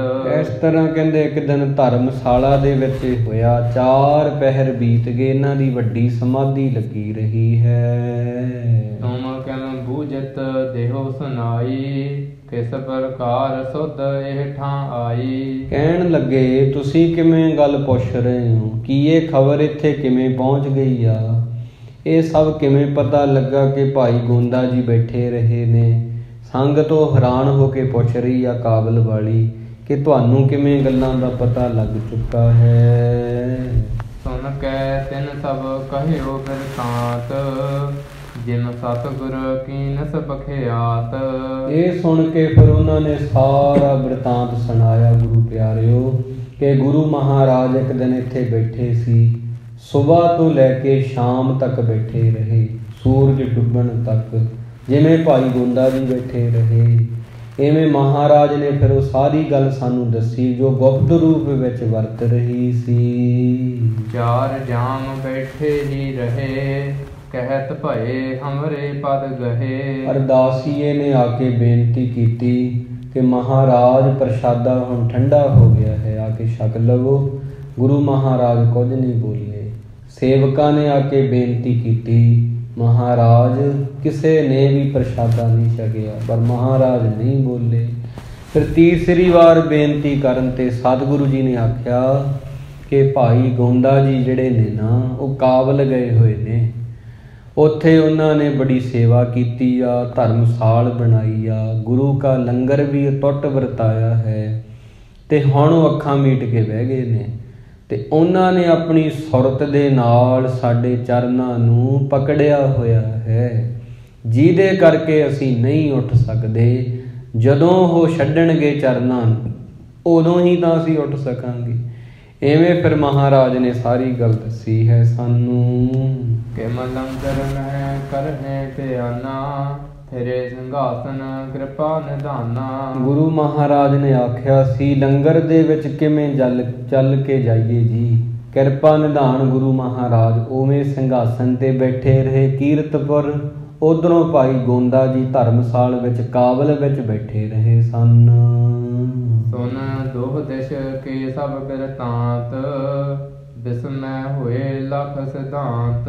ਹੁਣ ਜਦੋਂ ਦੋਨਾਂ ਪਾਸਿਆਂ ਦੀ ਸੰਗਤ ਇਕੱਠੀ ਹੋਈ ਹੈ ਨਾ, ਜਿਹਦੇ ਮਨ ਵਿੱਚ ਥੋੜ੍ਹਾ ਬਹੁਤਾ ਸ਼ੰਕਾ ਸੀ ਉਹ ਦੂਰ ਹੋ ਗਿਆ। ਕਾਬਲ ਵਾਲੇ ਸਿੱਖਾਂ ਨੇ ਆਪਣੀ ਗੱਲ ਕਹਿ ਦਿੱਤੀ ਆ, ਕੀਰਤਪੁਰ ਵਾਲਿਆਂ ਨੇ ਆਪਣੀ ਗੱਲ ਕਹਿ ਦਿੱਤੀ ਆ। ਹੁਣ ਦੋਨੇ ਗੱਲਾਂ ਮਿਲ ਗਈਆਂ, ਜਿਸ ਕਰਕੇ ਸਾਰਿਆਂ ਨੂੰ ਅਸਲ ਗੱਲ ਸਮਝ ਆਈ। ਬੜੇ ਹੈਰਾਨ ਹੋ ਰਹੇ ਹਨ ਸੁਣ ਕੇ ਇੱਕ ਦੂਜੇ ਤੋਂ। ਸਤਿਗੁਰ ਮਹਿਮਾ ਮਹਾ ਮਹਾਨੇ, ਕਿਆ ਅਲਭਾਗਯ ਜੀਵ ਹਮ ਜਾਣੇ। ਕਵੀ ਜੀ ਕਹਿੰਦੇ ਸਤਿਗੁਰੂ ਗੁਰੂ ਹਰਿ ਰਾਏ ਜੀ ਦੀ ਜਿਹੜੀ ਮਹਿਮਾ ਹੈ ਨਾ ਪਿਆਰਿਓ, ਬਹੁਤ ਮਹਾਨ ਹੈ। ਅਸੀਂ ਥੋੜ੍ਹੀ ਮੱਤ ਵਾਲੇ ਹਾਂ, ਅਸੀਂ ਕੀ ਜਾਣ ਸਕਦੇ ਹਾਂ ਉਹਨਾਂ ਦੀ ਮਹਿਮਾ ਨੂੰ। ਭਾਈ ਗੋਂਦੇ ਕੀ ਵਡਿਆਈ, ਭਾਈ ਅਦਕ ਸ੍ਰੀ ਮੁਖ ਤੇ ਗਾਈ। ਭਾਈ ਗੋਂਦਾ ਜੀ ਦੀ ਬਹੁਤ ਵਡਿਆਈ ਸੀ, ਜਿਨ੍ਹਾਂ ਨੇ ਨਾਮ ਦੀ ਕਮਾਈ ਕੀਤੀ। ਗੁਰੂ ਮਹਾਰਾਜ ਨੇ ਵੀ ਆਖਿਆ ਕਿ ਭਾਈ ਗੋਂਦਾ ਜੀ ਬਹੁਤ ਪਿਆਰੇ ਜਿਹੜੇ ਨੇ ਗੁਰਸਿੱਖ ਨੇ, ਸੇਵਾ ਕਰਦੇ ਨੇ ਦਿਲੋਂ ਤਨੋਂ ਮਨੋਂ, ਬਾਣੀ ਪੜ੍ਹਦੇ ਨੇ ਉਹ ਵੀ ਦਿਲ ਤੋਂ ਹੀ ਪੜ੍ਹਦੇ ਨੇ। ਬੜੇ ਧਿਆਨ, ਇੱਕ ਮਨ ਇੱਕ ਚਿੱਤ ਹੋ ਕੇ ਗੁਰੂ ਨੂੰ ਸੁਣਦੇ ਨੇ। ਤਾਂ ਮਹਾਰਾਜ ਨੇ ਵੀ ਬੜੀ ਉਹਨਾਂ ਨੂੰ ਸਿਫਤ ਕੀਤੀ, ਸੰਗਤ ਵਿੱਚ ਆਖਿਆ ਭਾਈ ਗੋਂਦਾ ਜੀ ਬਹੁਤ ਚੰਗੇ ਗੁਰਸਿੱਖ ਹਨ ਸਾਡੇ। ਪ੍ਰੇਮ ਅਧੀਨ ਪਰਮੇਸ਼ਰ ਜਾਨਾ, ਨਿਤ ਪ੍ਰੇਮੀ ਕੇ ਬਸੀ ਮਹਾਨਾ। ਇਸ ਕਰਕੇ ਫਿਰ ਸਾਰੀ ਸੰਗਤ ਜਾਣ ਗਈ ਕਿ ਗੁਰੂ ਮਹਾਰਾਜ ਨੂੰ ਨਾ ਤੂੰ ਆਵੇਂ ਵਸ ਬਹੁਤ ਕਿਨਾਵਣੇ, ਨਾ ਤੂੰ ਆਵੇਂ ਵਸ ਵੇਦ ਪੜਾਵਣੇ। ਬਹੁਤਾ ਬੰਦਾ ਕਹੇ ਮੈਂ ਗੁਰੂ ਨੂੰ ਵਸ ਕਰ ਲੂੰਗਾ ਵੇਦ ਪੜ੍ਹ ਕੇ, ਬਹੁਤ ਚੀਜ਼ਾਂ ਪੜ੍ਹ ਕੇ, ਇਵੇਂ ਮਹਾਰਾਜ ਨੂੰ ਵਸ ਨਹੀਂ ਕੀਤਾ ਜਾ ਸਕਦਾ। ਨਾ ਤੂੰ ਆਵੇਂ ਵਸ ਕਿਤੇ ਸਿਆਣ ਪੈ। ਕੋਈ ਕਹੇ ਮੈਂ ਬਹੁਤ ਸਿਆਣਾ ਹਾਂ, ਮੈਂ ਚਲਾਕੀਆਂ ਨਾਲ ਮਹਾਰਾਜ ਨੂੰ ਵਸ 'ਚ ਕਰ ਲੂੰਗਾ। ਗੁਰਬਾਣੀ ਸਾਨੂੰ ਸਮਝਾਉਂਦੀ ਕਿ ਇਵੇਂ ਵੀ ਵਸ 'ਚ ਨਹੀਂ ਆ ਸਕਦਾ ਜਿਹੜਾ ਮਾਲਕ ਹੈ। ਨਾ ਤੂੰ ਆਵੇਂ ਵਸ ਬਹੁਤਾ ਦਾਨ ਦੇ। ਕਈ ਇਨਸਾਨ ਇਹੋ ਜਿਹੇ ਨੇ, ਉਹ ਕਹਿੰਦੇ ਅਸੀਂ ਦਾਨ ਦੇ ਦਈਏ, ਨਾਮ ਕਮਾਈ ਕੋਈ ਨਹੀਂ, ਬਸ ਪੈਸੇ ਦੇ ਦਿਓ, ਇਵੇਂ ਖਣੀ ਮਹਾਰਾਜ ਵਸ 'ਚ ਆ ਜਾਊਗਾ। ਦਾਨ ਦੇ ਨਾਲ ਵੀ ਉਹ ਵਸ 'ਚ ਨਹੀਂ ਆਉਂਦਾ ਪਿਆਰਿਓ। ਨਾ ਤੂੰ ਆਵੇਂ ਵਸ ਤੀਰਥ ਨਹਾਏ। ਕਈ ਤੀਰਥਾਂ 'ਤੇ ਜਾਂਦੇ ਨੇ, ਕਹਿੰਦੇ ਇਵੇਂ ਰੱਬ ਵਸ 'ਚ ਆ ਜਾਊਗਾ, ਗੁਰੂ ਨੂੰ ਵਸ 'ਚ ਕਰ ਲਾਂਗੇ, ਇਵੇਂ ਵੀ ਗੁਰੂ ਵਸ 'ਚ ਨਹੀਂ ਆਉਂਦਾ। ਨਾ ਤੂੰ ਆਵੇਂ ਵਸ ਧਰਤੀ ਧਾਈ ਹੈ। ਸਾਰੀ ਧਰਤੀ ਕਈ ਦੇਸ਼ਾਂ 'ਚ ਵਿਦੇਸ਼ਾਂ 'ਚ ਘੁੰਮਦੇ ਨੇ, ਕਹਿੰਦੇ ਅਸੀਂ ਬਹੁਤ ਦੁਨੀਆ ਦੇਖੀ ਆ, ਇਵੇਂ ਵੀ ਉਹ ਵਸ 'ਚ ਨਹੀਂ ਆਉਂਦਾ। ਸਭ ਕੋ ਤੇਰੇ ਵਸ ਅਗਮ ਗੁਚਰਾ, ਤੂੰ ਭਗਤਾਂ ਕਹਿ ਵਸ ਭਗਤਾਂ ਤਾਣ ਤੇਰਾ। ਭਾਈ ਗੋਂਦਾ ਜੀ ਵਰਗਾ ਗੁਰਸਿੱਖ ਹੋਵੇ ਅਤੇ ਗੁਰੂ ਪਾਤਸ਼ਾਹ ਜੀ ਵਸ 'ਚ ਆ ਜਾਂਦੇ ਨੇ। ਕਾਹਦੇ ਨਾਲ? ਪ੍ਰੇਮ ਦੇ ਨਾਲ ਵਸ 'ਚ ਆਉਂਦੇ ਨੇ, ਚਲਾਕੀਆਂ ਨਾਲ ਵਸ 'ਚ ਨਹੀਂ ਆਉਂਦੇ। ਇਹ ਮਨ ਚੰਚਲਾ ਚਤਰਾਈ ਕਿਨੇ ਨਾ ਪਾਇਆ। ਚਤਰਾਈ ਨਾ ਚਤਰ ਭੁਜ ਪਾਈਐ, ਰੇ ਜਨ ਮਨ ਮਾਧੋ ਸਿਉ ਲਾਈਏ। ਚਤਰਾਈਆਂ ਨਾਲ ਤਾਂ 1% ਵੀ ਨਹੀਂ, ਚਲਾਕੀਆਂ ਨਾਲ ਤਾਂ ਬਿਲਕੁਲ ਵੀ ਨਹੀਂ, ਦਾਨ ਦੇ ਨਾਲ ਵੀ ਨਹੀਂ, ਤੀਰਥਾਂ 'ਤੇ ਜਾ ਕੇ ਵੀ ਨਹੀਂ, ਸਿਆਣਪਾਂ ਨਾਲ ਵੀ ਨਹੀਂ, ਧਰਤੀ ਘੁੰਮ ਕੇ ਵੀ ਨਹੀਂ। ਕਾਹਦੇ ਨਾਲ ਫਿਰ ਵਸ ਜਾਵੇਗਾ? ਪ੍ਰੇਮ ਦੇ ਨਾਲ ਵਸ ਆਉਂਦਾ ਹੈ। ਪ੍ਰੇਮ ਦੀ ਆਸ ਪ੍ਰਭ ਕੋ ਜੋ ਮਨ ਹੋ ਵਿਸਾਰੇ, ਮਾਨੁਖ ਜਨਮ ਜਗਤ ਸੇ ਹਾਰੇ। ਇਸ ਕਰਕੇ ਜਿਹੜਾ ਕਵੀ ਜੀ ਕਹਿੰਦੇ ਵਾਹਿਗੁਰੂ ਹੈ, ਉਹ ਤਾਂ ਪ੍ਰੇਮ ਦੇ ਅਧੀਨ ਹੀ ਉਹਨੂੰ ਜਾਣੋ ਜੀ। ਨਿਤ ਹੀ ਉਹ ਪ੍ਰੇਮ ਦੇ ਵਸ ਰਹਿੰਦਾ ਹੈ। ਐਸੇ ਪ੍ਰਭੂ ਨੂੰ ਜਿਹੜਾ ਮਨ ਤੋਂ ਵਿਸਾਰਦਾ ਹੈ, ਉਹ ਆਪਣਾ ਜਨਮ ਜੂਏ ਵਾਂਗ ਹਾਰ ਜਾਂਦਾ ਹੈ। ਮਾਨੁਖ ਜਨਮ ਜਗਤ ਸੇ ਹਾਰੇ, ਅਸ ਪ੍ਰਭ ਕੋ ਜੋ ਮਨੋ ਵਿਸਾਰੇ। ਕਵੀ ਜੀ ਕਹਿੰਦੇ ਨੇ ਜਿਹੜਾ ਇਨਸਾਨ ਐਸੇ ਮਾਲਕ ਨੂੰ ਦਿਲ ਤੋਂ ਭੁਲਾ ਦਿੰਦਾ ਹੈ, ਇਹ ਜਨਮ ਜਿਹੜਾ ਮਸਾਂ ਮਿਲਦਾ ਹੈ। ਜਿਵੇਂ ਕਿ ਟਾਹਣੀ ਤੋਂ ਲੱਗਿਆ ਹੋਇਆ ਫਲ ਇੱਕ ਵਾਰੀ ਡਿੱਗ ਪਵੇ, ਮੁੜ ਕੇ ਟਾਹਣੀ ਨਾਲ ਥੋੜ੍ਹੀ ਲੱਗ ਜਾਊਗਾ, ਮੁੜ ਕੇ ਨਹੀਂ ਉਹ ਜੁੜੇਗਾ। ਤੱਤਾ ਵੀ ਇਵੇਂ ਆ, ਟਾਹਣੀ ਤੋਂ ਟੁੱਟ ਜਾਵੇ ਫਿਰ ਟਾਹਣੀ ਨਾਲ ਨਹੀਂ ਜੁੜ ਸਕਦਾ। ਮਾਨਸ ਜਨਮ ਵਾਰ ਵਾਰ ਨਹੀਂ ਮਿਲੇਗਾ। ਜਿਹਨੇ ਇਹਨੂੰ ਵਾਹਿਗੁਰੂ ਤੋਂ ਬਿਨਾਂ ਜਿਉਇਆ ਹੈ, ਉਹਨੇ ਜੂਏ ਵਿੱਚ ਇਹਨੂੰ ਗਵਾ ਦਿੱਤਾ ਹੈ। ਰਾਮ ਨਾਮ ਬਿਨ ਬਾਜੀ ਹਾਰੀ, ਫਿਰ ਭਾਵੇਂ ਉੱਚੇ ਮੰਦਰ ਸੁੰਦਰ ਨਾਰੀ। ਭਾਵੇਂ ਬੰਦੇ ਕੋਲ ਬਹੁਤ ਸੋਹਣਾ ਮਕਾਨ ਹੋਵੇ, ਸੋਹਣਾ ਕਾਰੋਬਾਰ ਹੋਵੇ, ਜੀਵਨ ਸਾਥੀ ਵੀ ਬਹੁਤ ਖੂਬਸੂਰਤ ਹੋਵੇ, ਪਰ ਜੇ ਉਹ ਰਾਮ ਦਾ ਨਾਮ ਦਾ ਸਿਮਰਨ ਨਹੀਂ ਕਰਦਾ ਤਾਂ ਸਮਝ ਲਓ ਉਹਨੇ ਆਪਣੇ ਜਨਮ ਨੂੰ ਗਵਾ ਦਿੱਤਾ ਹੈ। ਭਾਈ ਗੋਂਦਾ ਜੀ ਵਰਗੇ ਜਿਹੜੇ ਗੁਰਸਿੱਖ ਨੇ ਪਿਆਰਿਓ, ਸਾਨੂੰ ਉਹਨਾਂ ਦੇ ਜੀਵਨ ਵਿੱਚੋਂ ਇਹ ਸਿੱਖਿਆ ਮਿਲਦੀ ਹੈ। ਅਸੀਂ ਵੀ ਆਪਣੇ ਜੀਵਨ ਦੇ ਵਿੱਚ ਰੰਗ ਭਰੀਏ ਵਾਹਿਗੁਰੂ ਵਾਲਾ, ਉਹਦੀ ਇਬਾਦਤ ਕਰੀਏ, ਥੋੜ੍ਹਾ ਥੋੜ੍ਹਾ ਆਪਣੇ ਮਨ ਨਾਲ ਬੈਠੀਏ। ਜਿਹੜੀ ਚੀਜ਼ ਨੂੰ ਅਸੀਂ ਸਮਝਣਾ ਚਾਹੁੰਦੇ ਹਾਂ, ਉਹਦੇ ਨਾਲ ਬੈਠ ਕੇ ਹੀ ਉਹਨੂੰ ਸਮਝਿਆ ਜਾਵੇਗਾ। ਅਸੀਂ ਆਪਣੇ ਆਪ ਨਾਲ ਨਹੀਂ ਬਹਿੰਦੇ, ਜਿਸ ਕਰਕੇ ਸਾਨੂੰ ਆਪਣੀ ਸਮਝ ਹੀ ਨਹੀਂ ਹੈਗੀ। ਅਸੀਂ ਕਿਉਂ ਡੋਲ ਜਾਂਦੇ ਹਾਂ, ਅਸੀਂ ਕਿਉਂ ਇੱਦਾਂ ਦੇ ਹੋ ਜਾਂਦੇ ਹਾਂ, ਇਤਨੀ ਈਰਖਾ ਇਤਨੀ ਨਫ਼ਰਤ ਕਿਉਂ ਕਰਦੇ ਹਾਂ। ਲੋਕਾਂ ਦੇ ਦਿਲ ਨਫ਼ਰਤ ਨਾਲ ਭਰੇ ਪਏ ਨੇ, ਪਰ ਆਪਾਂ ਉਹਨਾਂ ਨੂੰ ਨਫ਼ਰਤ ਨਹੀਂ ਕਰਨੀ। ਕਾਰਨ ਉਹਦਾ ਕੀ ਆ? ਸਾਡੇ ਗੁਰੂ ਨੇ ਨਹੀਂ ਸਿਖਾਇਆ। ਗੁਰੂ ਨੇ ਪ੍ਰੇਮ ਕਰਨਾ ਹੀ ਸਿਖਾਇਆ ਹੈ। ਇਹ ਭਾਈ ਗੋਂਦਾ ਜੀ ਦੀ ਸੁਰਤ ਵੇਖੋ, ਕਿੱਥੇ ਕਾਬਲ ਹੈ ਅਤੇ ਕਿੱਥੇ ਕੀਰਤਪੁਰ ਸਾਹਿਬ ਹੈ। ਉੱਥੋਂ ਬੈਠੇ ਮਹਾਰਾਜ ਨੂੰ ਯਾਦ ਕੀਤਾ ਅਤੇ ਗੁਰੂ ਮਹਾਰਾਜ ਕੋਲ ਉਹ ਅਰਦਾਸ ਪਹੁੰਚ ਗਈ। ਜਾਣਗੇ ਕਿ ਕੋਈ ਯਾਦ ਕਰ ਰਿਹਾ ਹੈ ਤਾਂ ਦਿਲ ਤੋਂ, ਜੇ ਤੁਸੀਂ ਘਰ ਬੈਠੇ ਵੀ ਗੁਰੂ ਨੂੰ ਯਾਦ ਕਰ ਰਹੇ ਹੋ, ਹਿਰਦੇ ਨਾਮ ਵਸਾਇਓ, ਘਰ ਬੈਠੇ ਗੁਰੂ ਧਿਆਇਓ, ਤਾਂ ਗੁਰੂ ਮਹਾਰਾਜ ਉਹ ਮੰਨ ਲੈਂਦੇ ਨੇ, ਪਰ ਤੁਹਾਡੀ ਭਾਵਨਾ ਹੋਣੀ ਚਾਹੀਦੀ ਆ।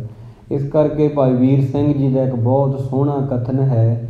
ਇਹ ਅੰਦਰ ਵਸਾਉਣ ਵਾਲੀਆਂ ਗੱਲਾਂ ਨੇ ਕਿ ਆਂਦਰਾਂ ਸਰੀਰ ਦੀਆਂ, ਆਂਦਰਾਂ ਸਰੀਰ ਦੀਆਂ ਨਾੜੀਆਂ, ਇਹਨੇ ਥੋੜ੍ਹੀ ਗੁਰੂ ਤੱਕ ਪਹੁੰਚਣਾ ਹੈ। ਬੰਦਿਆ ਤੇਰੀ ਸੁਰਤ ਨੇ ਪਹੁੰਚਣਾ ਹੈ। ਸਰੀਰ ਦੀਆਂ ਆਂਦਰਾਂ ਨੇ ਨਹੀਂ ਪਹੁੰਚਣਾ, ਤੇਰੀ ਸੁਰਤ ਨੇ ਪਹੁੰਚਣਾ ਹੈ। ਤਾਂ ਆਪਣੀ ਸੁਰਤ ਨੂੰ ਘੜ, ਤਿੱਥੈ ਘੜੀਐ ਸੁਰਤ ਮਤ ਮਨ ਬੁੱਧ। ਆਪਦੀ ਸੁਰਤ ਨੂੰ ਘੜ, ਮਨ ਨੂੰ ਘੜ, ਬੁੱਧ ਨੂੰ ਘੜ, ਚਿੱਤ ਨੂੰ ਘੜ। ਘੜਨ ਦੇ ਅਰਥ ਕੀ ਹੁੰਦੇ ਨੇ? ਜਿਵੇਂ ਬਾਲਣ ਘੜ ਕੇ, ਲੱਕੜਾਂ ਘੜ ਕੇ, ਰੰਦਾ ਫੇਰ ਕੇ, ਕਾਬਲੇ ਦੀਦ, ਕਾਬਲੇ ਇਸਤੇਮਾਲ ਹੋ ਜਾਂਦੀਆਂ ਚੀਜ਼ਾਂ, ਪਾਵੇ ਬਣਦੇ ਨੇ ਅਤੇ ਰੇਲੀਆਂ ਬਣਦੀਆਂ ਨੇ, ਜੋੜੀਆਂ ਬਣਦੀਆਂ ਨੇ, ਸੋਹਣੀਆਂ ਵੀ ਲੱਗਦੀਆਂ ਦੇਖਣ ਨੂੰ ਘੜੀਆਂ ਚੀਜ਼ਾਂ, ਕਾਬਲੇ ਇਸਤੇਮਾਲ ਵੀ ਹੁੰਦੀਆਂ। ਜੇ ਮਨ ਘੜ ਲਵਾਂਗੇ ਉਹ ਵੀ ਚੰਗਾ ਲੱਗੇਗਾ, ਸੁਭਾਅ ਘੜ ਲਵਾਂਗੇ ਉਹ ਵੀ ਚੰਗਾ ਲੱਗੇਗਾ। ਇਹ ਪ੍ਰਸੰਗ ਤੋਂ ਸਿੱਖਿਆ ਮਿਲੀ ਹੈ। ਇਹਨੂੰ ਪੱਲੇ ਬੰਨ੍ਹ ਕੇ ਲੈ ਕੇ ਜਾਈਏ ਪਿਆਰਿਓ। ਗੁਰੂ ਮਹਾਰਾਜ ਕਿਰਪਾ ਕਰਨ ਸਾਡੇ 'ਤੇ। ਜੋ ਵੀ ਅਸੀਂ ਵਿਚਾਰ ਕੀਤੀ ਹੈ, ਦਿਲਾਂ ਵਿੱਚ ਵਸੇ। ਗੁਰੂ ਮਹਾਰਾਜ ਨੂੰ ਸੁਣਨ ਸਮੇਂ ਸਾਰੇ ਸਰੀਰ ਨੂੰ ਕੰਨ ਬਣਨਾ ਪੈਂਦਾ ਹੈ। ਆਹ ਦੋ ਕੰਨਾਂ ਦੇ ਨਾਲ ਨਹੀਂ ਸੁਣਿਆ ਜਾ ਸਕਦਾ। ਗੁਰੂ ਦੇ ਇਤਿਹਾਸ ਨੂੰ ਸਾਰੇ ਸਰੀਰ ਨੂੰ ਕੰਨ ਬਣਾ ਕੇ ਸੁਣਨਾ ਪੈਂਦਾ। ਗੁਰੂ ਦੇ ਦੀਦਾਰ ਲਈ ਸਾਰੇ ਸਰੀਰ ਨੂੰ ਅੱਖ ਹੋਣਾ ਪੈਂਦਾ ਹੈ। ਇਤਨੀ ਇਕਾਗਰਤਾ ਦੀ ਲੋੜ ਪੈਂਦੀ ਆ। ਫਿਰ ਕਿਤੇ ਜਾ ਕੇ ਭਾਈ ਗੋਂਦਾ ਜੀ ਵਾਲੀ ਅਵਸਥਾ ਬੰਦੇ ਨੂੰ ਪ੍ਰਾਪਤ ਹੁੰਦੀ ਹੈ। ਗੁਰੂ ਮਹਾਰਾਜ ਦੀ ਸ਼ਾਨ, ਭਾਈ ਗੋਂਦਾ ਜੀ ਦੀ ਸ਼ਾਨ ਬੜੀ ਉੱਚੀ ਸੁੱਚੀ ਹੈ ਪਿਆਰਿਓ। ਬੋਲਦੇ ਹਾਂ ਇੱਕ ਨਹੀਂ, ਬਹੁਤ ਬਹੁਤ ਭੁੱਲਾਂ ਹੋ ਗਈਆਂ ਹਨ। ਗੁਰੂ ਦੀ ਸੰਗਤ ਤੇ ਸਤਿਗੁਰੂ ਜੀ ਸਾਨੂੰ ਬਖਸ਼ ਲੈਣ। ਆਓ ਪਿਆਰ ਦੇ ਨਾਲ ਆਪਾਂ ਅਖੀਰਲੀਆਂ ਪੰਕਤੀਆਂ ਪੜ੍ਹੀਏ, ਫਤਿਹ ਬੁਲਾਉਣੀ ਕਰੀਏ ਜੀ। ਪ੍ਰੇਮ ਅਧੀਨ ਪਰਮੇਸ਼ਰ ਜਾਨਾ, ਨਿਤ ਪ੍ਰੇਮੀ ਕੇ ਬਸੀ ਮਹਾਨਾ। ਆਸ ਪ੍ਰਭ ਕੋ ਜੋ ਮਨ ਹੋ ਬਿਸਾਰੇ, ਮਾਨਵ ਜਨਮ ਜਗਤ ਸੇ ਹਾਰੇ। ਵਾਹਿਗੁਰੂ ਜੀ ਕਾ ਖਾਲਸਾ, ਵਾਹਿਗੁਰੂ ਜੀ ਕੀ ਫਤਿਹ।